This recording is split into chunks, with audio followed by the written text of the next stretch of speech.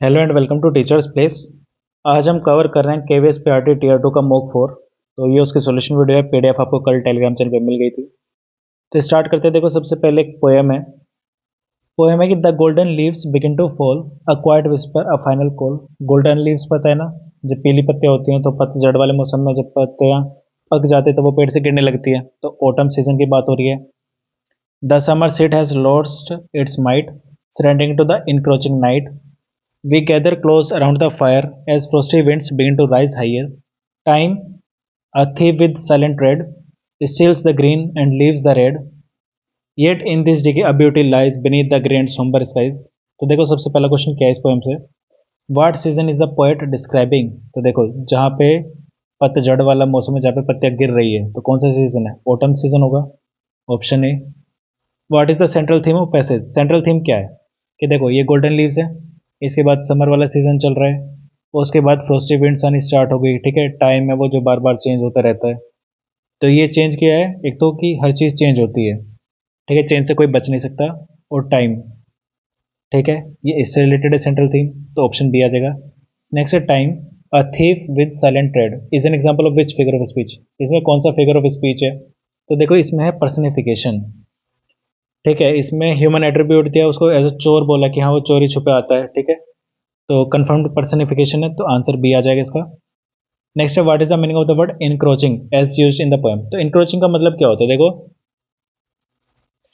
इनक्रोचिंग का मतलब होता है, जैसे इसने वर्ड यूज करा था इनक्रोचिंग नाइट। तो नाइट क्या है? वो रात जब आती है तो धीरे धीरे क्या होता है, पहले दिन होता है, जब वो शाम होने लगती है तो धीरे धीरे अंधेरा बढ़ने स्टार्ट होता है, फिर रात आती है।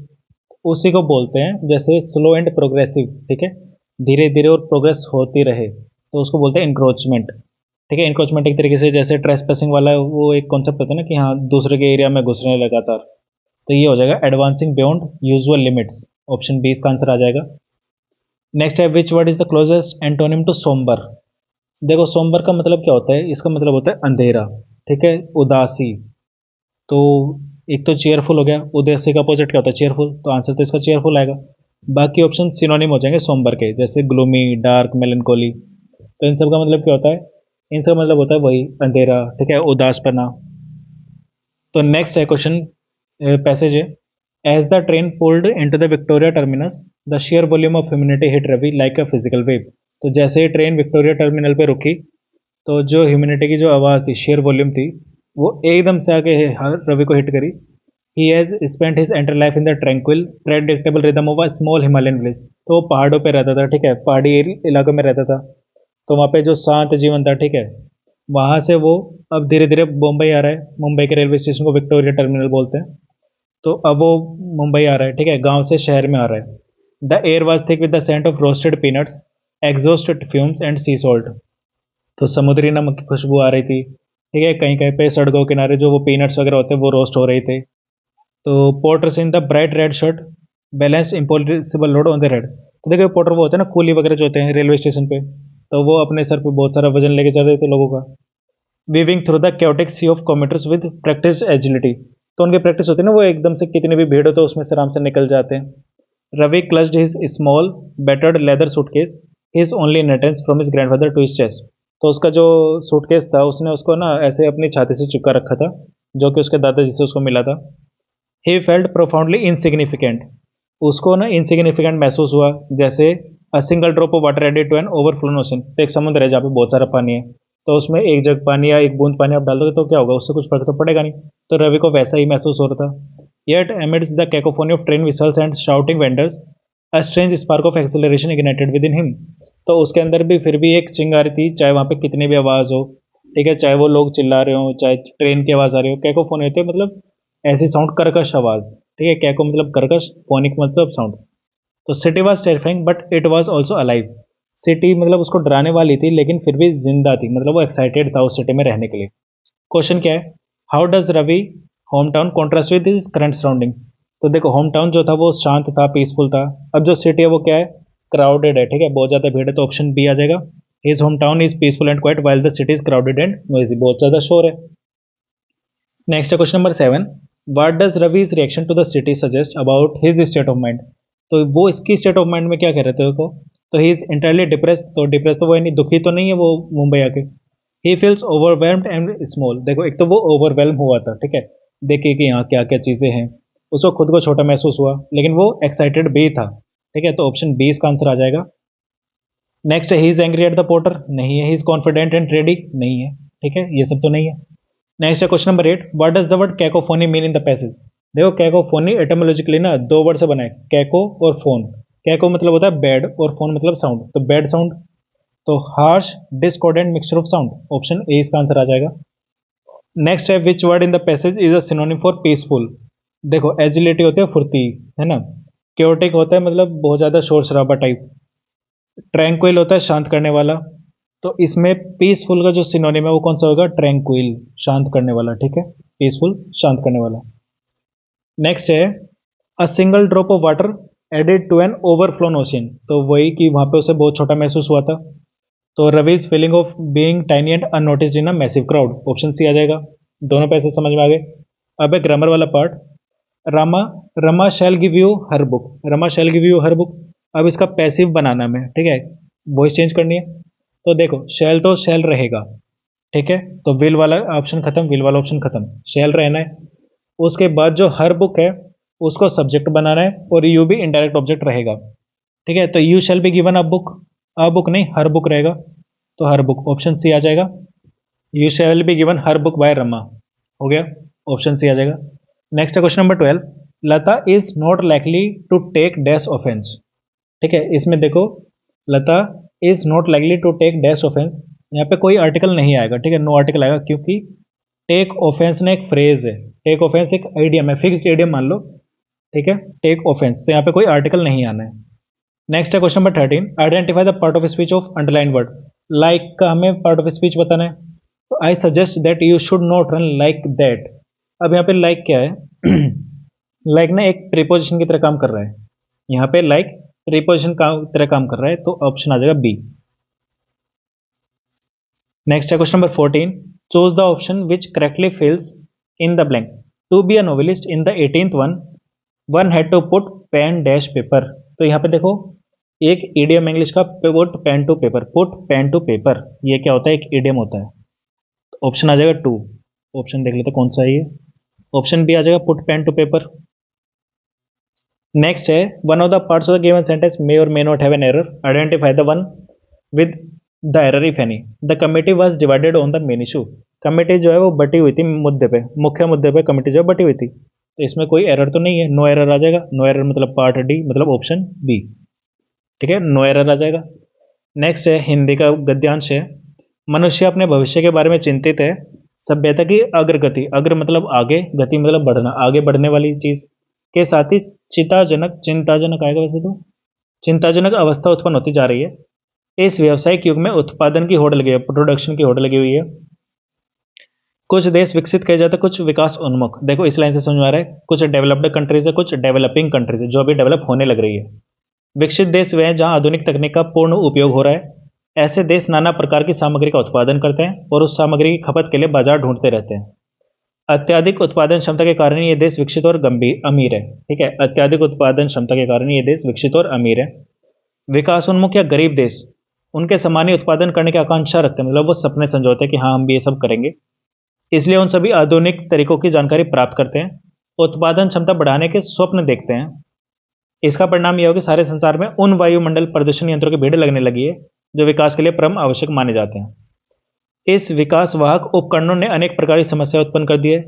वायुमंडल विषाक्त गैसों से ऐसा बढ़ता जा रहा है, मनुष्य का सारा पर्यावरण दूषित हो उठा है, जिससे वनस्पतियों तक के अस्तित्व संकट उत्पन्न हो गए हैं। मतलब जो वनस्पति है, जो वेजिटेशन वगैरह है ना, पेड़ पौधे वगैरह, उनके लिए भी रहना कठिन हो गया है, ठीक है, वो भी मरते जा रहे हैं पेड़ पौधे भी। अपने बढ़ते उत्पादन को खपाने के लिए हर शक्तिशाली देश अपना प्रभाव क्षेत्र बढ़ा रहा है और आपसी प्रतिद्वंदिता इतनी बढ़ गई कि सभी ने मॉडर्न अस्त्रों का विशाल भंडार बना रखा है, ठीक है। देखो विकास उन्मुख देश वह हैं जो शक्ति और समृद्धि से परिपूर्ण है, वो तो विकसित हो गया। आधुनिक तकनीकी का भरपूर प्रयोग करते हैं, नहीं। विविध प्रकार की सामग्री का उत्पादन करते हैं, नहीं, वो करने की उम्मीद करते हैं, ठीक है, तो ऑप्शन डी आ जाएगा, उत्पादन क्षमता में वृद्धि का सपना संजोते हैं, हो गया। नेक्स्ट क्वेश्चन नंबर 17, वायुमंडल जहरीला क्यों होता जा रहा है, नाना प्रकार की सामग्री के उत्पादन से, नहीं।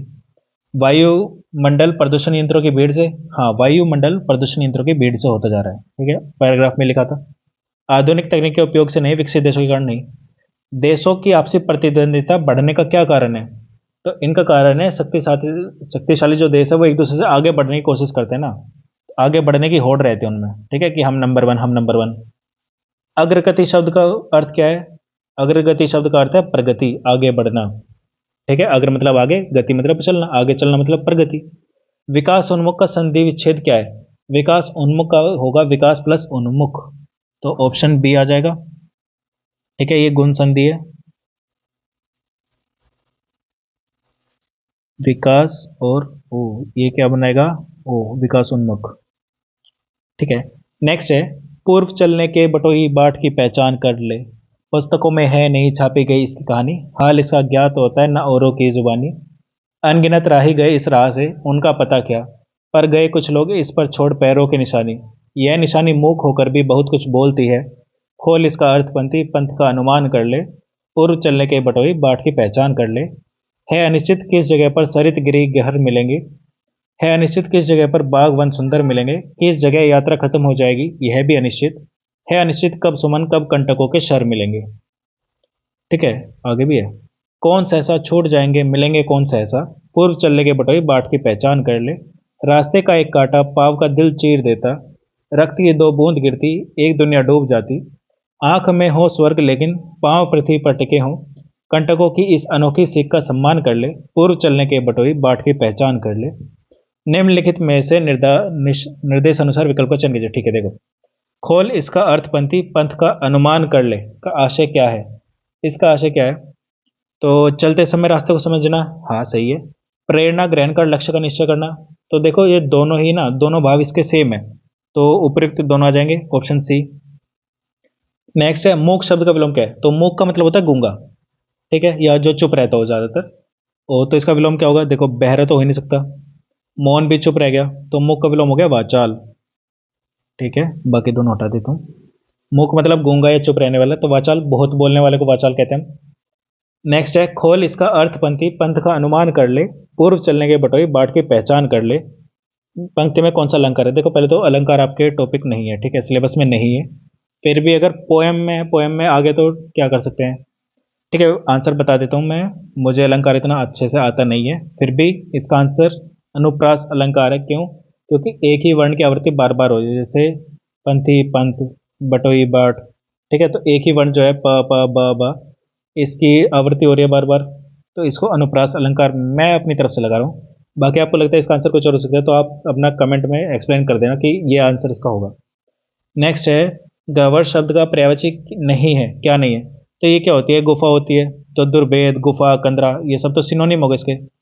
इसका आंसर क्या आएगा? सराय। सराय इसका पर्यायवाची नहीं है, ठीक है। सराय मतलब इन होती है, इन मतलब वो होती है ना, जैसे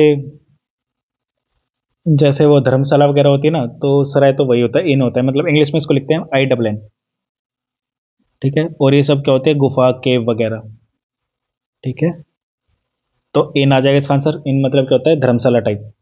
शर का शब्द, शर शब्द का अर्थ क्या है? तो शर का मतलब होता है तीर या बाण, एरो, तो इसका आ जाएगा बाण, ठीक है। जैसे भीष्म पितामह सर शैया पर लेटे थे, तो बाणों के बेड पे लेटे थे, शैया मतलब बेड, बाणों के बेड पे लेटे थे, उसको हम बोलते थे सर शैया, तो सर का मतलब क्या है? बाण।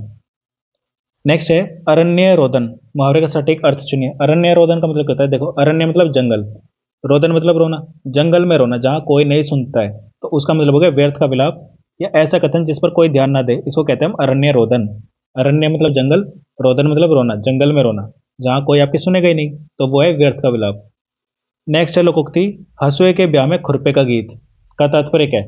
देखो, हंसुए के ब्याह में खुरपे का गीत, इसका मतलब क्या है? इसका मतलब ये है कि जो हमारा सब्जेक्ट चल रहा है उससे बिल्कुल अलग ही बात कर देना, ठीक है, बेमेल बात करना। तो शादी में बहुत अधिक शोर मचाना नहीं।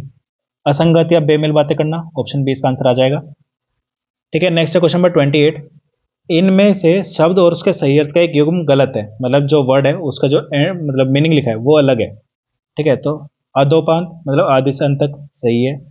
मसीजीवी, कलम की कमाई खाने वाला, ये भी सही है। अनुपम, जिसकी उपमा दी जा सके, ये तो गलत है। उपमा नहीं दी जा सके उसको बोलते हैं अनुपम, जिसकी कोई उपमा ही ना हो, अनुपम, ये वाला गलत है। निर्मिमेश बिना पलक झपकाए, तो ये भी सही है।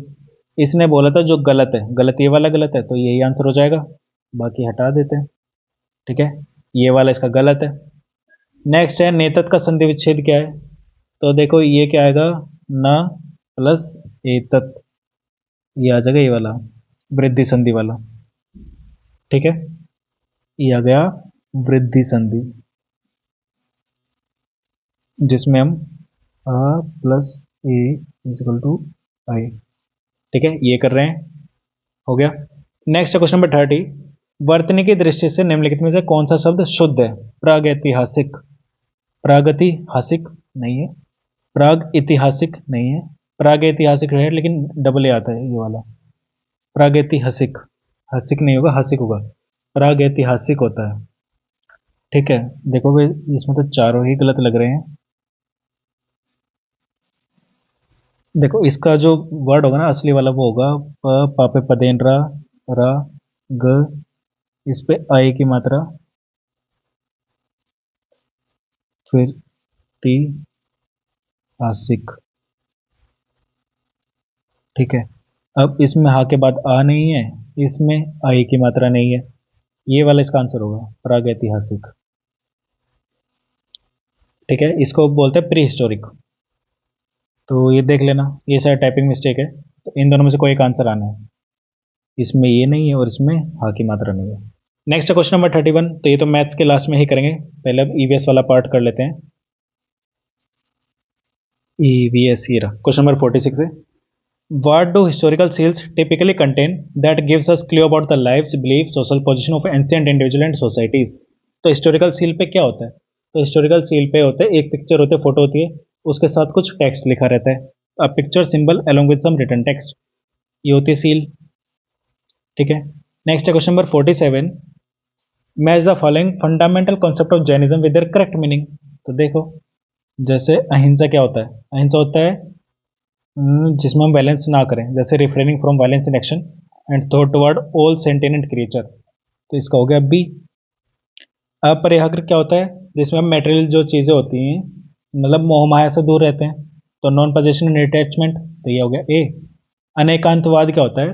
जिसमें हम ये कहते हैं कि जो सच होता है उसके ना बहुत सारे एस्पेक्ट होते हैं, तो ये हो गया सी। तो 1 का सी, 2 का ए, 3 का बी, तो ये ऑप्शन ए हो जाएगा, 1 का सी, 2 का ए, 3 का बी। नेक्स्ट है question number 48। Why is relying solely on our sense of touch not a reliable way to determine if a body is hot or cold? कि सिर्फ टच करके हम ये डिटरमाइन नहीं कर सकते कि क्या एक बॉडी गर्म है ठंडी। क्यों? क्योंकि जो हमारी बॉडी होती है ना, उसमें अगर हम सेम पानी को अपने दोनों हाथों पे लें, ठीक है, तो वो भी एक हाथ पे गर्म एक हाथ पे ठंडा लग सकता है, जो कि इसका ऑप्शन बी है।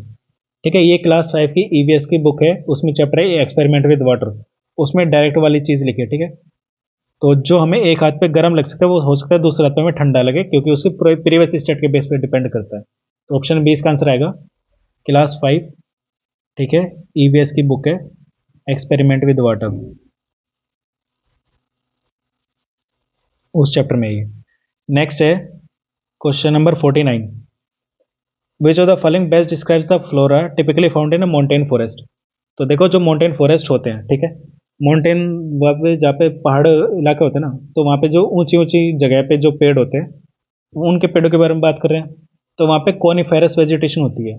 कॉनिफेरस ट्रीज की बात करेंगे हम, तो coniferous tree such as pine, firs, spruce and deodar tree, जो लंबे होते हैं, ठीक है, टॉल होते हैं, कॉन शेप्ड होते हैं, थिन पॉइंटेड लीव्स होते हैं, तो ये होते हैं माउंटेन फॉरेस्ट। नेक्स्ट है question number 50। Which of the following activities best demonstrate the core values of mutual care and bonding with in a family? इनमें से कौन से में म्यूचुअल केयर और बॉन्डिंग दिख रहा है? Children playing video games alone in their room, alone में तो बॉन्डिंग का है। फैमिली मेंबर्स कुकिंग सेपरेटली, ठीक है। Children strictly following study routine without any leisure time, strictly following without any leisure time, ये तो गलत है, तीनों ही गलत है। Grand parent take his children to the park, actively playing games with them, sharing threads treats like ice cream, तो option C आ जाएगा। बाकी सब में तो अकेलापन दिखा रहे हैं, ठीक है, किसी में अकेलापन दिखा रहे हैं, किसी में अलगाव दिखा रहे हैं, किसी में कोई लेजर टाइम ही नहीं है। ठीक है, नेक्स्ट है Ajrak is a special hand block printed textile practice in which region? तो अजरक जो होती है वो है हमारे कच्छ गुजरात की। ठीक है, ऑप्शन बी आ जाएगा कच्छ गुजरात, ये सिंध में भी होती है। ठीक है, अजरक जो है वो सिंध में भी होती है। पर जो अगर इंडिया की बात करें तो इन ऑप्शंस में कच्छ गुजरात आंसर आ जाएगा। Next question number 52, consider the following statement regarding early Vedic period and its text. The Vedas consist of thousand of hymns that were originally written down on palm leaf manuscript and passed on to later generation. गलत है, originally written down नहीं था, originally तो वो orally हम बता रहे थे, ठीक है। और मतलब सिर्फ गुरु बोल के बताता था और जो शिष्य होते हैं वो बोल के ही याद कर लेते थे, बाद में वो लिखने का कॉन्सेप्ट है, तो ये तो गलत है। Early Vedic society was organised into different जन और क्लैन, ज्ञान और clan, each associated with a particular region of the north west part of subcontinent, ये तो ठीक है। नेक्स्ट है रितम refers to truth and order in human life and in the cosmos which was sustained by deities and seers, ये भी ठीक है। तो सेकंड एंड थर्ड सही है, तो ऑप्शन बी आ जाएगा, सेकंड एंड थर्ड। नेक्स्ट है question number 53, for how many weeks is a plaster cast usually kept on a fractured bone. अगर पैर टूट गया है तो जो वो होती है प्लास्टर होता है वो कितने दिन रहता है, तो ज़्यादातर जो हमारी बुक है, बुक में लिखा हुआ है मेडिकल में, तो वो होता है 4 to 6 वीक्स, ठीक है। किसी का 3 हफ्ते में उतर जाता है, किसी का 5 हफ्ते लगते हैं, किसी का 6 हफ्ते लगते हैं, तो 4 to 6 हमारी एनसीईआरटी की बुक में मेंशन है। Next question number 54, in the fundamental skill of discus throw a 1.5 turn is used to accelerate the discus around the body, ठीक है। डिस्कस थ्रो में क्या होता है, 1.5, एक पूरा टर्न और एक आधा टर्न हम लेते हैं। After the exact completion of this turn where must the right foot land, right hand मतलब राइट पैर जो है वो कहाँ आना चाहिए, तो वो जो सर्कल होता है ना, सर्कल की इनर एज पे टच करना चाहिए, तो slide to the left side near the rim नहीं, outside the throwing circle, outside तो जाने ही नहीं, फॉल हो जाएगा। Exact centre of the circle नहीं होना चाहिए, touching the inner edge of the front rim, ये सही है, ऑप्शन डी आ जाएगा। Next question number 55, consider the feature of house in cold desert region like Leh. देखो लेह लद्दाख के जो शेल्टर वाला पोर्शन है ना, शेल्टर वाला जो टॉपिक है उससे रिलेटेड क्वेश्चन है। पहले कह रहे हैं the houses usually have 2 floors made of stones kept one over other, तो ज्यादातर पत्थरों के बने होते हैं, 2 फ्लोर का घर होता है, तो सही है, ये स्टैंडर्ड स्ट्रक्चर होता है वहां के घरों का। The ground floor typically has a large windows to allow maximum sunlight to enter, नहीं, लार्ज नहीं होता बल्कि स्मॉल विंडोज होती है। स्मॉल विंडोज क्यों होते हैं, ताकि जो गर्मी बनी हुई है अंदर, हीट बनी हुई है, वो अंदर ही रहे, बाहर ना निकले, ठीक है। नेक्स्ट है the roofs are flat strong and are use for drying fruits vegetable and cow dung cakes in summer, सही है, तो पहला और तीसरा ठीक है, 1 and 3 ओनली आ जाएगा। नेक्स्ट है question number 56, a student observes a caterpillar on a tiger plant over several days, arrange the following stage of its life cycle in correct chronological order based on the students observation. तो उसने अब जो observe करा होगा वो होगा, तो देख लेते कौन कौन सा होगा। सबसे पहले उसने ऑब्जर्व करा होगा, उसने करा होगा it came out of the cocoon, it was eating tender leaves continuously, now it was a butterfly and flew away gently, one day it stopped eating, the caterpillar formed a cocoon। देखो सबसे पहले तो वो it was eating tender leaves आ जाएगा, ठीक है, मतलब 1 2 3, तो सबसे पहले तो आ जाएगा 2, ठीक है। उसके बाद उसने खाना बंद करा होगा, तो one day it stopped eating, 2 के बाद 4, 2 4, इसके बाद आ जाएगा कैटरपिलर फॉर्म्ड अ cocoon, ठीक है, फिर वो came out, it came out of the cocoon, now it was a butterfly and flew away gently, तो 2 4 5 1 3, 2 4 5 1 3 ऑप्शन ए ही आ जाएगा, ठीक है। बाकी हटा देता हूँ, 2 और 4, तो 2 4 5 1 3 आ जाएगा। Next question number 57, which of the following statement about rural local governance initiative and leaders are correct, ठीक है। हिवरे बाजार became a prosperous village primarily due to rainwater harvesting, watershed conservation and massive tree planting led by sarpanch, सही है। The Children's Parliamentary Rajasthan empowers underprivileged children to engage in governance process complete with voter ID card and a cabinet, ये भी सही है। Sanku Radu Khandu Gram Panchayat was declared child friendly for its effort like building compound wall for school and kitchen for hygienic midday meal, तीनों ही सही है, तो 1 2 3 तीनों सही है, ठीक है। एनसीईआरटी के बुक के पॉइंट्स हैं, सीधा सीधा आंसर आ जाएंगे इनके। Next question number 58, match the following action with the correct R from the 5 R's of waste management. Not using a plastic straw to drink coconut water, not using तो ये क्या कर रहा है, मना कर रहा है, तो यह जगह रिफ्यूज, ठीक है, 1 का C। Using blank page of old notebook to avoid paper wastage, देखो यूजिंग ओल्ड नोटबुक उसको दोबारा यूज कर रहे हैं ना, तो रीयूज आ जाएगा, तो ये हो जाएगा ए। नेक्स्ट है painting an old bottle to use a flower vase, इसका काम बदल दिया ना इसने, तो रीपर्पज आ गया, ये हो गया बी। C A B, 1 का C, 2 का A, 3 का B, ऑप्शन ए ही आ जाएगा इसका आंसर। नेक्स्ट है question number 59. A student flashes a torch on the globe in a dark room and slowly rotates the globe. What natural phenomenon is being demonstrated with this activity? ठीक है, देखो एक बच्चे ने एक अंधेरे कमरे में एक ग्लोब रखा, उस पर एक तरफ से टॉर्च मारी, मतलब उसने अर्थ और सन बना दिया. ठीक है, सन की लाइट एक तरफ से आ रही है, फिर उसने ग्लोब को घुमाया. तो इसकी वजह से क्या हो रहा है? इसकी वजह से तो हम अर्थ का रोटेशन देख रहे हैं, और अर्थ के रोटेशन की वजह से हमने देखा डे और नाइट में चेंज. जिस तरफ लाइट पड़ रही है उस तरफ डे, जिस तरफ लाइट नहीं की उस तरफ रात. ठीक है, तो द रिवोल्यूशन ऑफ अर्थ नहीं देखी हमने. Rotation of earth on its axis causing day and night, option B सही है. ठीक है, फिर लास्ट है question number 60. Match the following road safety sign boards with their correct meaning. अब जो ट्रैफिक है, बाइक वगैरह चलाते हैं, तो ट्रैफिक सिग्नल पे बहुत सारे ना वो होते हैं, बहुत सारे बोर्ड वगैरह लगे रहते हैं, तो उनको मैच करने में, जैसे inverted triangle with a red border, inverted triangle लगा है तो उसका मतलब क्या है कि यहाँ पे हमें रास्ता देना है. ठीक है, गिव वे आ जाता है, तो इसका आ जाएगा C. A circle with a P crossed out, P पे क्रॉस कर दिया ना तो उसका मतलब no parking, A. A sign board showing a person working with a shawl, एक पर्सन काम करता हुआ दिख रहा है तो वो क्या आ जाएगा? Man at work. लास्ट है शोइंग चिल्ड्रन रनिंग, बच्चे भागते हुए दिख रहे हैं, मतलब वहाँ पे क्या है? आगे स्कूल है, तो वहाँ पे कह देते कि अपनी गाड़ी स्लो कर लो. ठीक है, क्योंकि आगे स्कूल है, तो ये जगह डी. तो 1 का सी, 2 का ए, 3 का बी, 4 का डी. तो 1 का सी, 2 का ए, 3 का बी, 4 का डी, ऑप्शन ए आ जाएगा. हो गया 60 क्वेश्चंस खत्म. अब कर लेते हैं मैथ वाला पार्ट. देखो क्वेश्चन नंबर 31 है. What is the units digit of के वेयर के इज इक्वल टू 258 की पावर 100, 547 की पावर 84, 1373 की पावर 37. देखो इस टाइप के क्वेश्चन में ना आपको बेस में सिर्फ एक वैल्यू पकड़नी है. ठीक है, तो 258 का फर्क नहीं पड़ता, आप इसको 8 की पावर 100 मान सकते हो. ठीक है, प्लस 547 से फर्क नहीं पड़ता, 7 की पावर 84 मान सकते हो, माइनस 3 की पावर 37 मान सकते हो. ठीक है, ये हो गया. इसके बाद आपको साइकिल याद होनी चाहिए 4 की, मतलब सारे बेस होते हैं ना 1 to 9, जो 1 से लेकर 9 तक होते हैं, इन सब की पावर 4 की बेसिक यूनिट आपको याद होनी चाहिए. जैसे 2 का टेबल है, ठीक है, तो 2 की पावर 1 क्या होती है? 2. 2 की पावर 2 क्या होती है? 4. 2 की पावर 3 क्या होती है? 8. 2 की पावर क्या होती है? 6. ठीक है, अब अगर आप 5 करोगे ना तो वो रिपीट होते हैं, तो बार बार 2486 2486 आता रहेगा, तो आप सिर्फ 4 तक याद करो. ठीक है, तो 1 to 9 के आप ऐसे कर लोगे तो आपको हो जाएगा. अभी हम यूज़ करेंगे 8, 7 और 3 की. ठीक है, तो अगर 8 बेस है तो इसको हटा देते हैं 2 वाले को. देखो 8 बेस है, 8 की पावर 1 8 होता है, 8 की पावर 2 तो 8 8 जा 64 होता है ना, तो 4 आ जाएगा लास्ट में. यूनिट डिजिट पर लग रखेंगे हम सिर्फ. 8 की पावर 3 कुछ नहीं है तो 4 के 8 से मल्टीप्लाई कर दो, 4 8 जा 32, तो लास्ट में क्या आएगा 2. 8 की पावर 4 तो 2 8 जा 16, तो लास्ट में क्या है 6. यही साइकिल रिपीट होगी हमेशा 8 की पावर में. ठीक है, 7 की बात करें तो 7 की पावर 1 होता है 7 आएगा, 7 का स्क्वायर क्या होता है 49, मतलब क्या आएगा 9. 7 का क्यूब क्या होता है 49 की 7 से मल्टीप्लाई करेंगे, 7 की क्यूब क्या होता है 343, तो लास्ट में क्या आएगा 3. ऐसा हम डायरेक्ट भी कर सकते हो, 9 7 जा 63, तो लास्ट में क्या 3. 7 की पावर 4 करेंगे तो 3 7 जा 21, लास्ट में क्या है 1.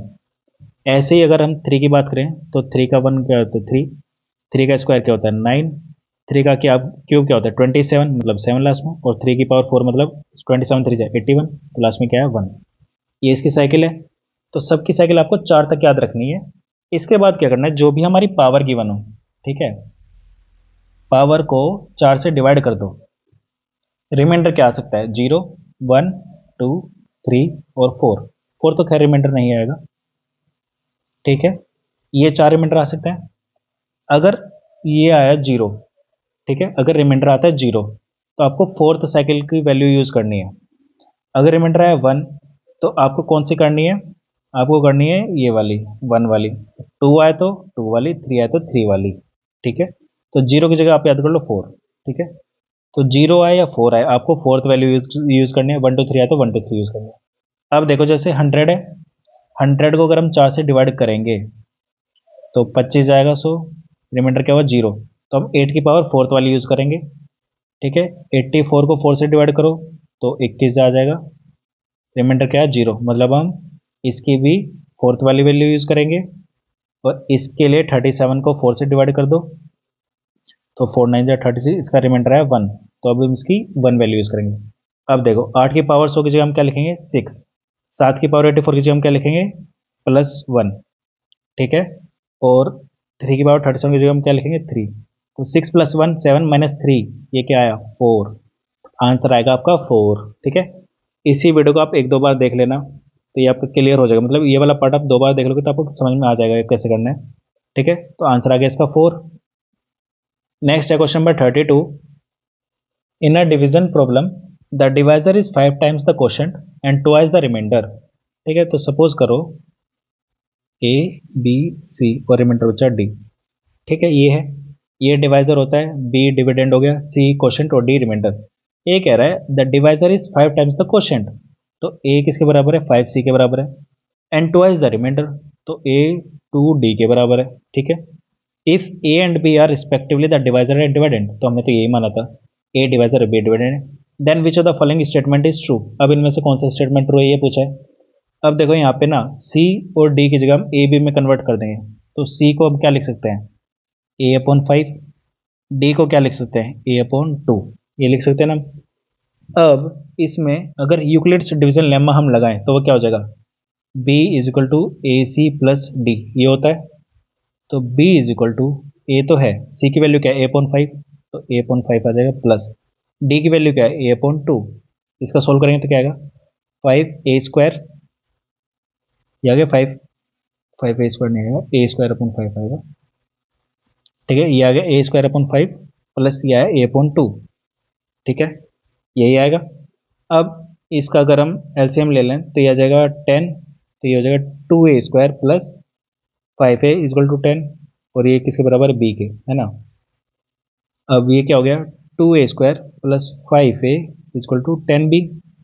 ये 10b अगर इधर आएगा तो 2a² plus 5a minus 10b equal to 0, ये इक्वेशन बन गई। अब ये देख लो कहाँ है, 2a² plus 5a minus 10b equal to 0, option C आ गया। ठीक है, ये होते हैं हमारे यूक्लिड्स डिवीजन लेम्मा।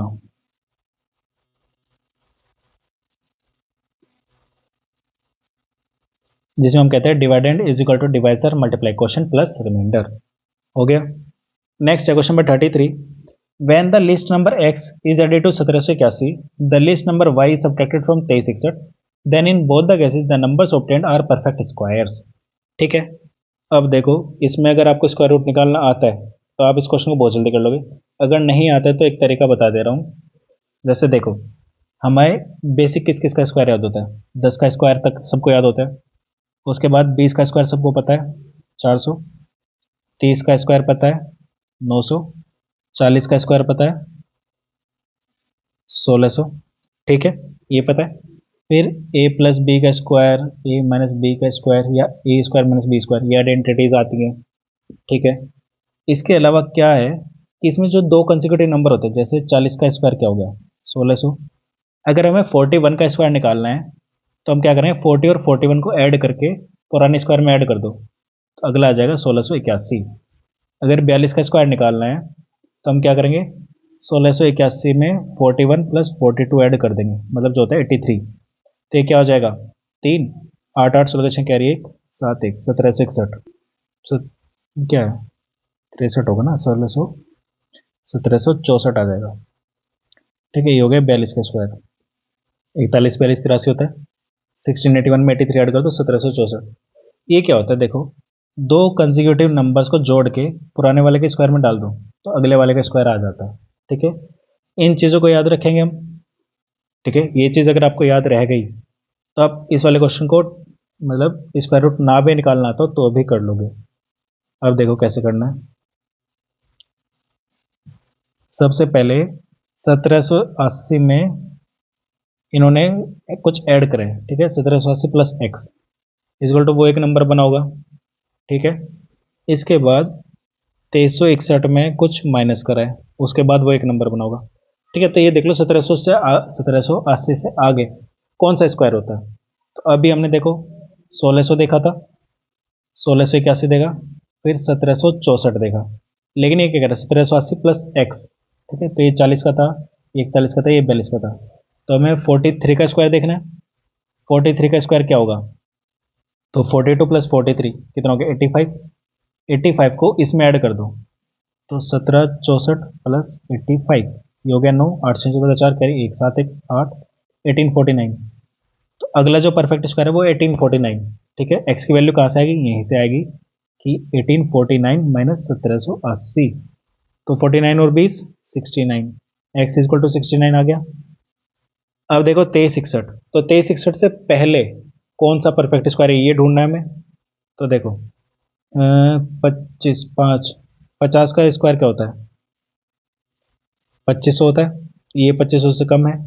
तो इसके बाद देखो 49 का स्क्वायर देख लो, 49 का स्क्वायर होता है 2401, ठीक है, ये 48 का स्क्वायर होगा। अब इसमें हम क्या करेंगे, इसमें हम इन दोनों को ऐड करके इसमें से माइनस कर देंगे। तो 49 48 कितना होता है 97, तो 2401 माइनस 97 कितना हुआ, तो ये हो गया 2290, एक सेकेंड, 2401 माइनस 97, तो 2400 माइनस 96 लिख सकते हैं, तो ये हो गया 2304, ठीक है। तो यहाँ पे क्या आएगा 2304, तो y की वैल्यू क्या हुई, तो y की वैल्यू होगी 57, ठीक है। 2361 माइनस वाई इक्वल टू 2304, तो इनमें कितना गैप है, y 57 हो गया। तो x equal to 69, y equal to 57, हमें क्या निकालना है, अंडर रूट में 2x माइनस वाई, तो 69 का दुगना क्या होता है 138 माइनस 57, ये कितना हो गया 81, अंडर रूट 81 कितना होता है 9, तो इसका आंसर आ गया ऑप्शन डी 9, ठीक है।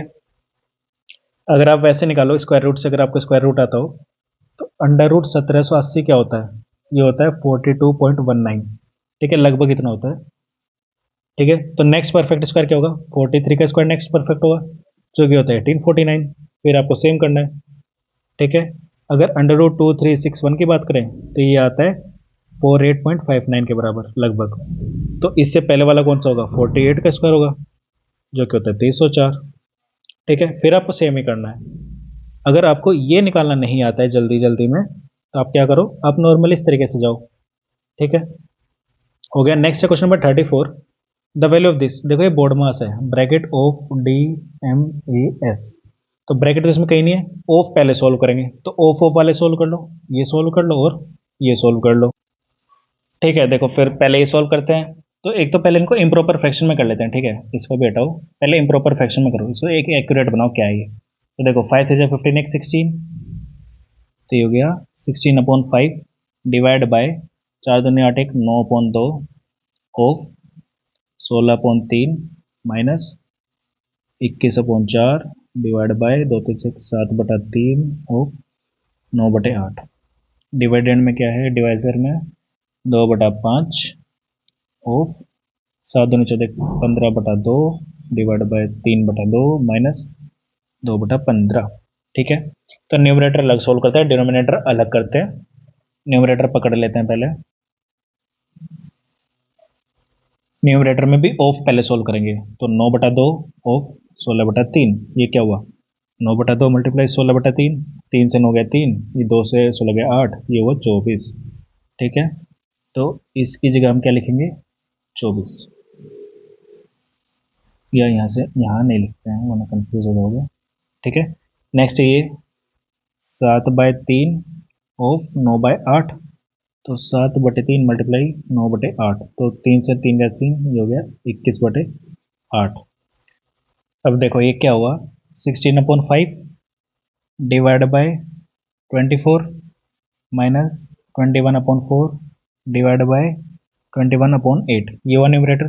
डिवाइड को हम कन्वर्ट करते हैं मल्टीप्लाई में, ठीक है, 16/5 मल्टीप्लाई करेंगे हो जाएगा 1/24 माइनस 21/4 मल्टीप्लाई 8/21, ये हुआ 21 से 21 खत्म, 8 2 16 8 0 24, ये हो गया 2/15 माइनस 8/4 मतलब 2, ठीक है, ये हुआ। तो ये क्या हुआ 2 माइनस 30/15, ये हुआ माइनस 28/15, ठीक है, न्यूमरेटर आ गया माइनस 28/15, डिनोमिनेटर पकड़ लेते हैं हम, डिनोमिनेटर में क्या है ये 2/5 ऑफ, मतलब ये पहले सोल्व कर लेते हैं, 2/5 ऑफ 15/2 डिवाइड बाय 3/2 माइनस 2/15, ठीक है। ऑफ सोल्व करेंगे तो 2/5 मल्टीप्लाई 15/2, 3 2 से 2 खत्म, ये हुआ 3, अब 3 डिवाइड बाय 3/2 है माइनस 2/15 है, तो डिवाइड को हम क्या कर देंगे मल्टीप्लाई, तो ये हो जाएगा 2/3 माइनस 2/15, 3 से 3 खत्म, ये बचा 2 माइनस 2/15, सोल्व करेंगे तो 30 - 2/15 ये आ जाएगा 28/15। अब देखो न्यूमरेटर में है -28/15, डिनोमिनेटर में 28/15, कट के कितना आएगा -1। ठीक है, तो आंसर आ गया -1, option D, 34 option D. Next है question number 35। The perimeter of a rhombus is 136 centimetre and one of its diagonal is 60 centimetre. ठीक है, तो देखो पेरीमीटर रोम्बस का 136 है, तो इसको 4 से डिवाइड कर देंगे, साइड आ जाएगी रोम्बस की, साइड ऑफ रोम्बस, तो ये आ जाएगा 30 चौक 120, 4 चौक 16, 34 आ गई साइड, 34 सेंटीमीटर। डायगोनल है 60, तो D1 है 60। ठीक है, मान लेते हैं ये रोम्बस है। ठीक है, ये D1, ये डी,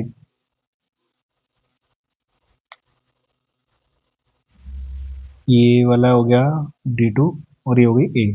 ठीक है, तो ये हो गई हमारी 34 और ये हो गया डायगोनल 60, तो D1 का हाफ कितना हुआ, ये हो गया 30, तो ये वाली साइड हो गई 30 और ये कितना राइट एंगल पे काटता है, तो D2 अगर निकालना है, D2 का हाफ निकालना है, तो वो होगा 34 का स्क्वायर माइनस 30 का स्क्वायर, है ना। तो 34 का स्क्वायर आपको याद होगा नहीं, तो इसको क्या करेंगे a plus B A minus B कर लेंगे, तो a प्लस बी करेंगे तो 64, a माइनस बी करेंगे तो 4, 64 चौक 256। ठीक है, ये आएगा, तो ये होगा D2/2 का स्क्वायर होगा ये। ठीक है, सोल्व करेंगे तो ये कितना आ जाएगा 13, 13 नहीं 16 आएगा, 16 16 जा 256।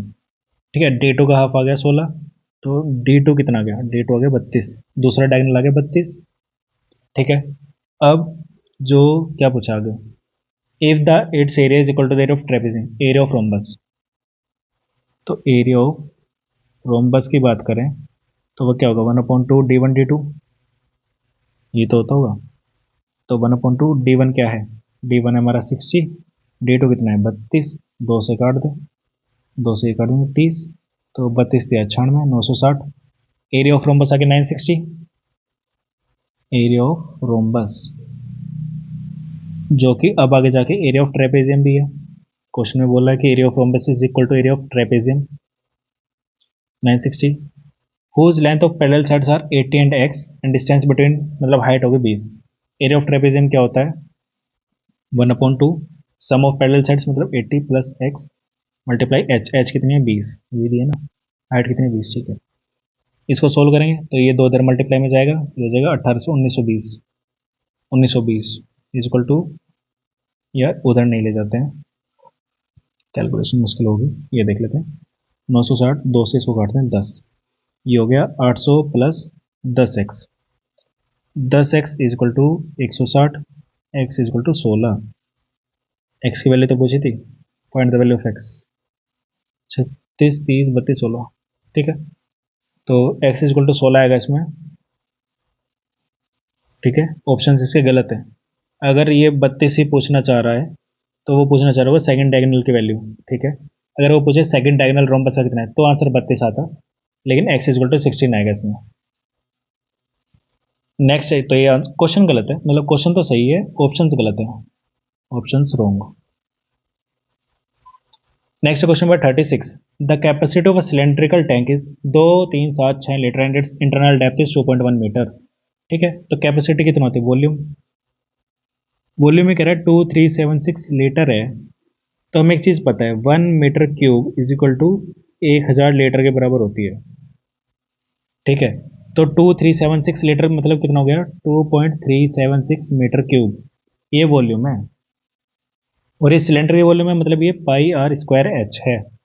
ठीक है, और डेप्थ है 2.1 मीटर, तो हाइट कितना हो गया 2.1 मीटर, इसमें रखेंगे तो रेडियस आ जाएगा, तो 2.376 is equal to 22/7 into R का स्क्वायर मल्टीप्लाई 2.1, ये इससे मल्टीप्लाई करेंगे तो ये हो जाएगा 0.3, तो 22 से 66, तो 22 से 66 6.6 आ गया ना, 6.6 r² इज इक्वल टू 2.376, ये आ गया। अब रेडियस का स्क्वायर हो गया 2.376 अपॉन में 6.6, इसको सोल्व करेंगे तो ये आ जाएगा लगभग 0.36 के आसपास, और आर स्क्वायर 0.36 है तो आर की वैल्यू हो जाएगी 0.6 मीटर। ठीक है, क्योंकि सब मीटर में चल रहे हैं तो रेडियस आ गया 0.6। क्या पूछा है? Internal curved surface area in metre square. ठीक है, कर्व्ड सरफेस एरिया क्या हो गया? 2 पाई आर एच, तो 2 × 22/7, आर हो गया 0.6, एच हो गया 2.1। ठीक है, तो 7 से ये गया 0.3।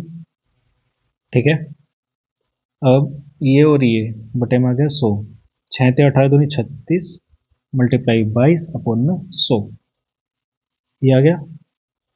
अब इसको अगर हम सोल्व करेंगे तो ये आ जाएगा 36×72, 720 और 72, 792। ये ऊपर आ गया 792, नीचे आ गया 100, ये कितना हो 7.92 मीटर स्क्वायर आ जाएगा। सी एस आ गया 7.92, ये रहा ऑप्शन ए। ठीक है, next question number 37। If each exterior angle of a regular polygon is 24 degree, the number of diagonals is. देखो, पहले तो हम इसकी नंबर ऑफ साइड्स निकालेंगे। नंबर ऑफ साइड्स क्या होगी? 360 डिग्री अपॉन में एंगल, जो भी एंगल दिया है एक्सटीरियर वाला। ठीक है, तो 360 अपॉन में 24, ये कट के आएगा 15, तो नंबर ऑफ साइड्स होगी 15। अब अगर नंबर ऑफ डायगोनल्स की बात करें तो ये होती है n-3 अपॉन में 2, where n is equal to number of sides. तो ये होगी 15 मल्टीप्लाई 12 अपॉन में 2, तो ये 6, 15 6 90, डायगोनल हो गए 90, option A. Next question number 38। A and B entered into a partnership with their capital in the ratio 5:3। ठीक है, B being an active partner received 20% of the annual profit as salary. देखो, 20% of profit, अगर B की salary है तो B का जो profit में बेनिफिट है, मतलब 80% ऑफ प्रॉफिट बचा। ठीक है, 80% ऑफ प्रॉफिट कैसे बटेगा? जैसे इनकी इन्वेस्टमेंट की रेशियो थी, मतलब 50% ऑफ प्रॉफिट तो जाएगा ए के पास और 30% ऑफ प्रॉफिट जाएगा बी के पास। ठीक है, और 20% ऑफ प्रॉफिट बी की सैलरी है, तो बी के पास भी कितना जाएगा टोटल? 50% टोटल। ठीक है, और 50% ए के पास जाएगा। अब ये कह रहा है if A received a sum of 35 lakh as a share out of total annual profit, total annual profit में से 35 लाख उसको मिले हैं, जो कि कितना होना चाहिए था? 50%। ठीक है, 50% इज इक्वल टू 35 लाख। तो क्या पूछा है? टोटल एनुअल प्रॉफिट पूछा है, तो 100% पूछा, कितना था? 100% 35 का दुगना कितना होता है? 70 लाख। 70 लाख आंसर कहाँ है? ये रहा। ठीक है, next question number 39। A sum of 12,540 is divided between A B and C in such a way that the ratio of share of A to the combined share of B and C, तो A ratio B plus C is equal to 3:7। The ratio of share of B to the combined of A and C, तो B ratio A plus C is equal to 2:9, ये दिया है, और total amount है 12,540, यही है। अब देखो इसमें क्या करना है, इसमें सबसे पहले हमें जो ए का शेयर है, ठीक है, इसमें से ए का शेयर निकालेंगे हम। तो देखो, जो ए है वो कितना हो गया? 3/10 के बराबर होगा, multiply 12,540।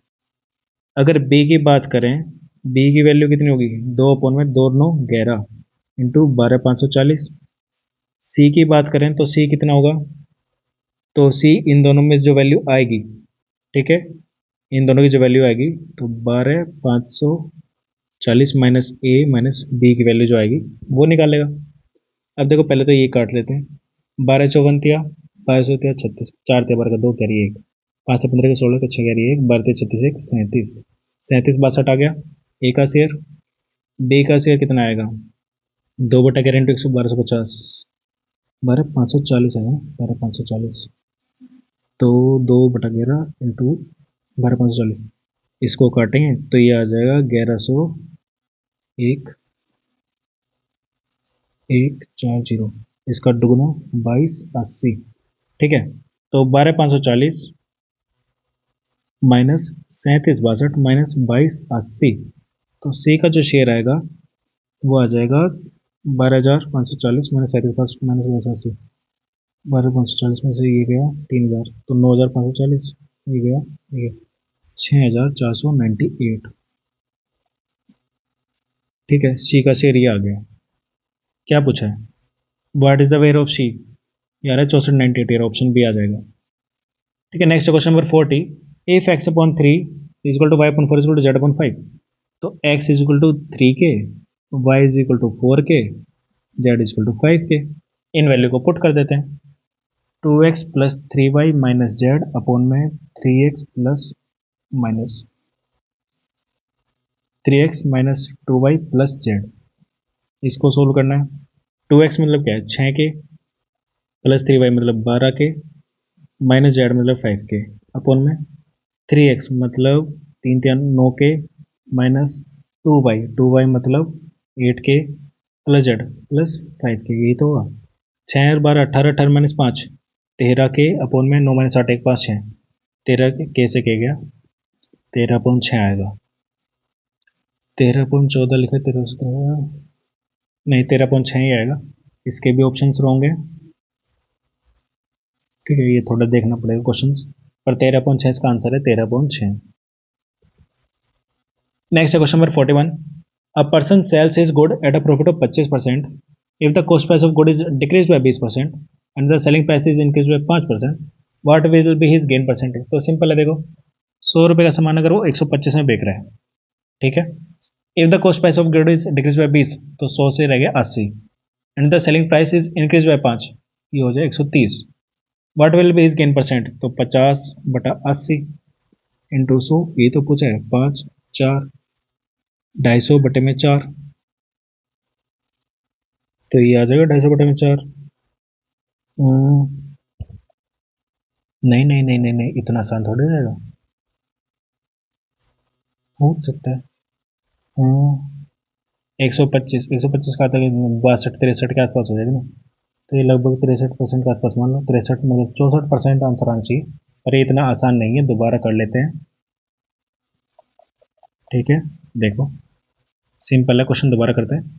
A person sell his original, ठीक है, तो ओरिजिनल सीपी मान लेते हैं 100,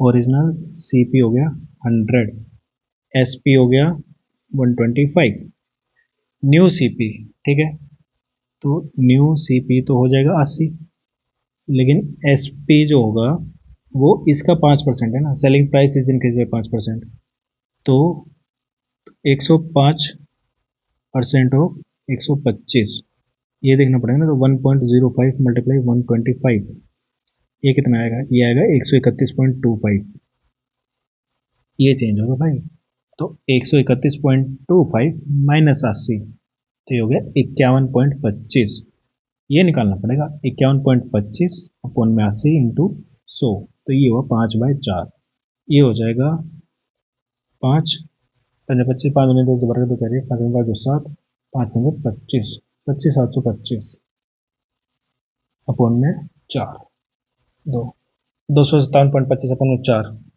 4 से काटेंगे, 4 छंग 24, 17, 4 चौक 16, पॉइंट 12, 4 तिया 12, 4 एकम 4, ठीक है, 64% के आसपास ही मान लो, 64% मान लो, तो ये ऑप्शन सी आ जाएगा। नेक्स्ट है question number 42। Mark price of a table is 60% above it's cost price, मतलब 100 रुपये का सामान 160 पे लगा रखा है, ठीक है, तो मान लो कि कॉस्ट प्राइस है एक्स, तो मार्केट प्राइस क्या हो गया, मार्केट प्राइस हो गया 1.6x, ठीक है, मान लेते हैं। If it is sold for 3610 और after giving two successive discount of 5% each of 5% on the mark price, तो ठीक है, तो सेलिंग प्राइस हो गया इसका 3610, ठीक है, और सेलिंग प्राइस क्या होता है, मार्किंग प्राइस पे कितना परसेंट डिस्काउंट दिया, 5%, तो ये हो गया 0.95 मल्टीप्लाई 0.95, 2 बार दिया सेम पे, तो ये हो गया 3610 is equal to 1.6x multiply 0.95 multiply 0.95, इस एक्स को ऐसे बनाते हैं, ये हुआ। अब इसके अगर मल्टीप्लाई करेंगे तो ये आ जाएगा 1.6x मल्टीप्लाई 95 का स्क्वायर होता है 9025, पर ये 4 के बाद आएगी तो 0.925 इक्वल टू 3610। ठीक है, तो x की वैल्यू क्या आ जाएगी, इसकी मल्टीप्लाई करके ये आएगा 1.444x, और ये 3610 के बराबर, तो x की वैल्यू 3610 अपॉन में 1.444। ठीक है, इसको काटेंगे तो ये आ जाएगा 2500, तो x की वैल्यू 2500 है। क्या पूछा है, if it is sold on the market price after giving a single discount of 10%, what will be the gain percentage. X की वैल्यू 100 है, कॉस्ट प्राइस 100 है, तो मार्क प्राइस क्या होगा, मार्क प्राइस होगा 1.6 ऑफ 2500। ठीक है, तो ये हो जाएगा लगभग 2500 का 1500, 2500 1500 4000, मार्क प्राइस 4000 है, और इस पर 10% डिस्काउंट है ना, 10% डिस्काउंट हो गया इसका 400, तो कितना हुआ, ये हो गया न्यू एसपी, न्यू एसपी हो गया 3600। अब क्या निकालना है, गेन परसेंट। गेन परसेंट के लिए कितना, देखो 2500 का आइटम था, 3600 का बिका है, तो 1100 पौन 2500 मल्टीप्लाई 100 आएगा। ठीक है, 25 से अरे 2 जीरो काटते 4 काटते, फिर जो 44% आएगा। ठीक है, 44 सही रहा, ऑप्शन ए। नेक्स्ट है question number 43। A person borrows a sum from a finance company and has to pay it back in two equal halves yearly instalment of 5547 each. ठीक है, हाफ ईयरली रेट है एक तो, और ठीक है 2 instalment है। If the interest is charge by the company at the 15% per annum compounded half yearly, तो 15 का आधा कर दो, 7.5% हो गया। ठीक है, और 7.5% होता है 3/40 के बराबर। चलो, total interest paid in rupees. ठीक है, प्रिंसिपल यूजिंग प्रेजेंट फॉर्मूला लगाएंगे हम, तो देखो इंस्टॉलमेंट कितनी है, इंस्टॉलमेंट की अगर वैल्यू की बात करें तो 5547, और नंबर है इसके 2, मतलब n इज इक्वल टू 2 है, 2 इंस्टॉलमेंट है 5547 की। ठीक है, फॉर्मूला क्या सिंपल है, p is equal to A upon में 1 plus R plus A upon में 1 प्लस आर का स्क्वायर। ठीक है, अब आर यहाँ पे क्या है, 7.25 अपॉन में 7.5 बटे में 100, मतलब 0.075, ये है आर की वैल्यू। अब इसमें कर रखें तो P is equal to 5547 upon में 1.075 प्लस 5547 अपॉन में 1.075 का स्क्वायर। ठीक है, इसका स्क्वायर होता है हमारा 1.55, तो P is equal to 5547 upon 1.075 plus 55.5547 point नहीं है पॉइंट नहीं है। ठीक है, 5547 अपन में 1.1556 ये आएगा। अब इसको अगर कैलकुलेट करें तो ये आ जाएगा लगभग हमारा 5160, और ये आ जाएगा 4800। ठीक है, ऐड करेंगे तो 48 51 हो गया 99, 9960, तो प्रिंसिपल अमाउंट हो गया हमारा 9960। ठीक है, टोटल इंटरेस्ट कितना आएगा, 5547 का 2 से मल्टीप्लाई करेंगे, ये आ जाएगा 11094। ठीक है, तो इंटरेस्ट कितना आया, इंटरेस्ट आएगा 11094 माइनस 9960,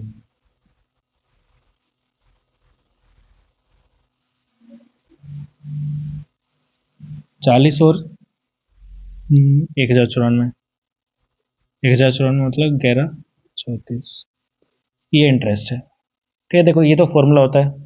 ठीक है, फिर ये आपको बेसिक कैलकुलेशन करनी है, पी की वैल्यू आ गई, तो प्रिंसिपल अमाउंट आ गई, आपको इंटरेस्ट पता लग गया, 2 इंस्टॉलमेंट में कितनी अमाउंट पे करी, सब्ट्रैक्ट करो, आ गया फॉर्मूला से आंसर।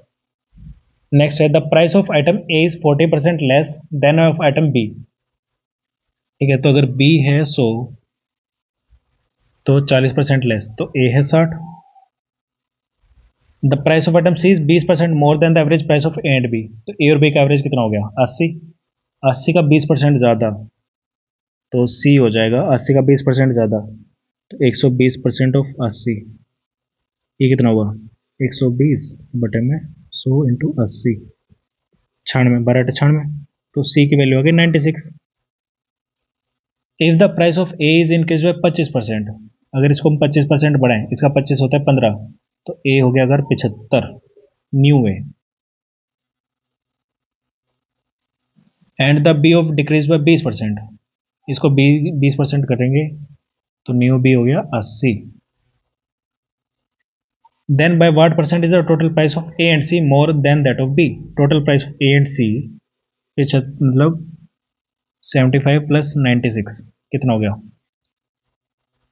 ये हो जाएगा 171, और ये 80 से कितना ज़्यादा है, तो ये हो गया 91 अपॉन में 80 इंटू 100।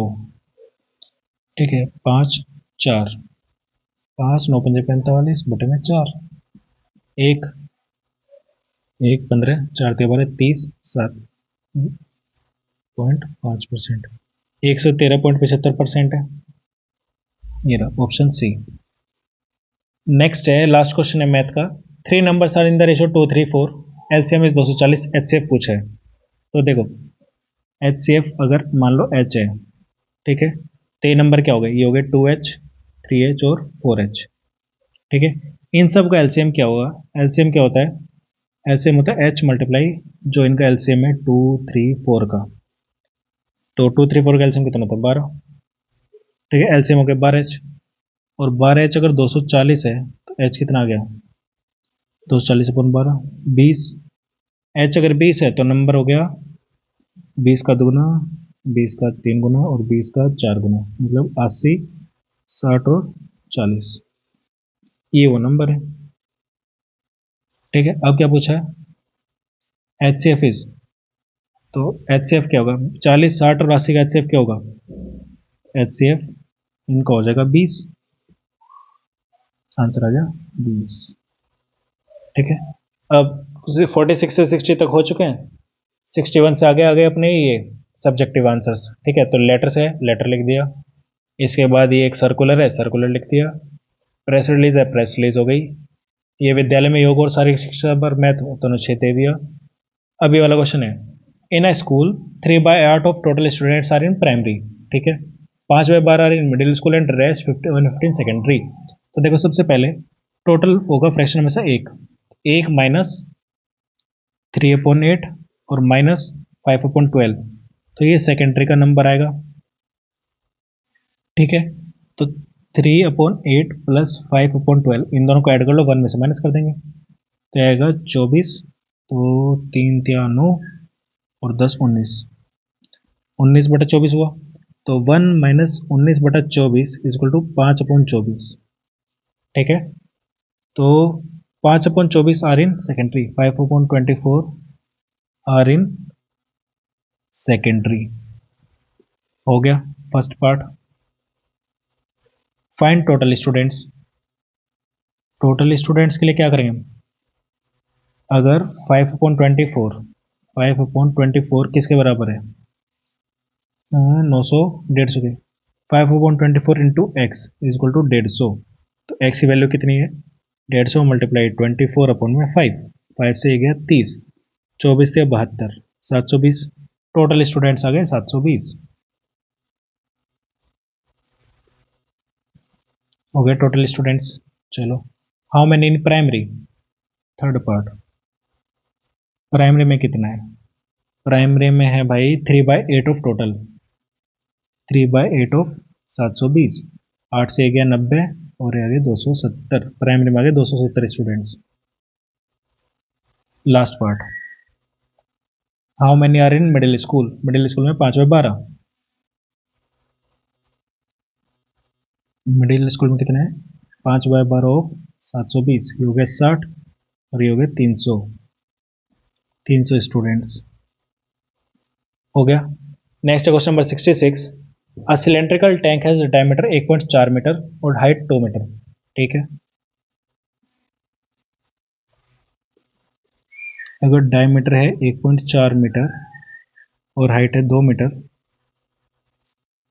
क्या निकालना है रेडियस, तो रेडियस तो 1.4 का आधा हो गया, रेडियस हो गया 0.7 मीटर, पहला पार्ट का तो रेडियन क्यों लिखा है रेडियस।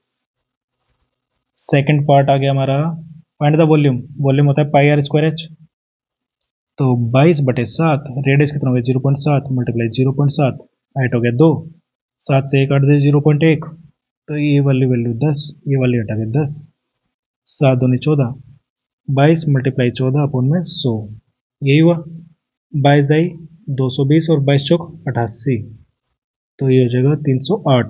100 से डिवाइड करेंगे तो 3.08 मीटर क्यूब, मीटर में है, हाँ 3.08 metre cube. Convert volume to litre, 3.08 metre cube है और हमें पता है 1 metre cube equal to 1000 litre होता है। ठीक है, आ रही, ठीक है। तो 3.08 मीटर क्यूब कितने के बराबर होगा? 3080 लीटर के। हो गया कन्वर्ट। लास्ट पार्ट है, find the total surface area. Total surface area क्या होता है? 2 pi r r plus h, 2 pi r r plus h. 2 into 22/7, radius है 0.7, अंदर है 0.7 प्लस 2। ठीक है, सॉल्व करेंगे तो 2 इंटू 22/7 मल्टीप्लाई 0.8 मल्टीप्लाई 2.7, ये हुआ, ये 10, ये 10। अरे 7 तो खत्म हो गया ना। हाँ, अब देखो 27 दूनी 54 मल्टीप्लाई 22/100। ठीक है, 54 दूनी 108, मतलब ये हुआ 1080 और 108, तो ये 1188 हुआ, 11.88 मीटर स्क्वायर हो गया टोटल सरफेस एरिया भी। नेक्स्ट क्वेश्चन है 67। अ फैक्ट्री प्रोड्यूस 1500 आइटम, 2/5 है डिफेक्टिव। तो डिफेक्टिव कितना है? 2/5 ऑफ 1500, तो कितना है? 600 आइटम डिफेक्टिव हो गया। Of the defective one 3/4 can be repaired. Defective का 3/4 रिपेयर हो सकता है, तो how many can be repaired? तो रिपेयर्ड वाले कितना होगा? 3/4 ऑफ 600, मतलब 150 दिया 450। 450 can be repaired. How many must be discarded? तो डिफेक्टिव माइनस रिपेयर्ड, तो 600 माइनस 450, डिस्कार्डेड आ गया, कितना आ गया? 150। What fraction of total item must be discarded? तो 150 टोटल था 1500, कितना परसेंट हुआ? ये हुआ 10%। 10% मस्ट बी डिस्कार्डेड। ठीक है, 1 घंटे से ऊपर की वीडियो हो गई आज तो। चलो, ये क्वेश्चन नंबर 68 हो गया, ये 69 हो गया और ये 70 हो गया। तो ठीक है, ये थी सॉल्यूशन वीडियो। अब हम मिलते हैं नेक्स्ट मॉक के साथ कल।